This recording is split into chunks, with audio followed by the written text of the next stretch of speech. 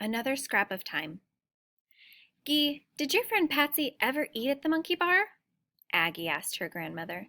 Yes, said Gee. She finally went one day with her mama. Then we went together. The food never got any better. When we wanted a good milkshake or a good cup of hot chocolate, we ate at Ford's. What happened to John? Asked Trey. Oh, John was very active in the movement, all through college and law school. After he and Terry got married, they went down to Mississippi and Louisiana. They helped register people to vote. He became a lawyer and Terry taught high school. They live in Detroit now. She reached down into the trunk. Here's a picture of them at the March on Washington back in August 1963. I know, said Aggie. That's where Dr. Martin Luther King Jr. made his I Have a Dream speech. The children studied the picture closely. Will they be at the family reunion this summer? I hope so, said Gee. She looked in the trunk for other items from that time. Then you can ask them what it was like to be at the Lincoln Memorial with all those people. Over 250,000 people.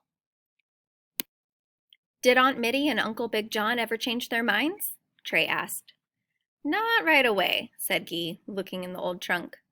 Look, here's a JFK campaign button. What's that?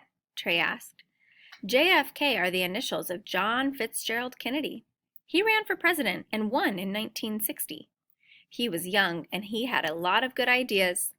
A lot of black people liked him and voted for him. They believed he'd help end segregation. Maddie Ray pinned the button to her blouse. What did he do? He never really got a chance to do everything he wanted because he was killed, assassinated, a few months after the March on Washington, November the 22nd, 1963. Aggie held up a red and white school banner.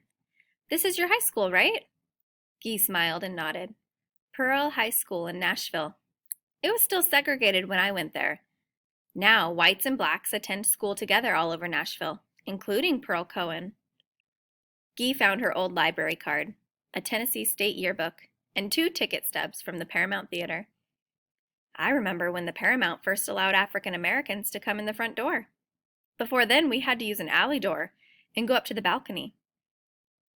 Black people rarely went downtown to the movies. When Patsy and I bought these tickets, we went in the front door. Do you remember the movie? Aggie asked. Sure do. It was The Magnificent Seven, starring Yul Brynner and Steve McQueen. Ooh, I like these scraps of time, said Maddie Ray. Let's put them in our big scrapbook for the family reunion. Look what I found, said Trey, holding up a military medal. Gee smiled. This is from a long, long time ago.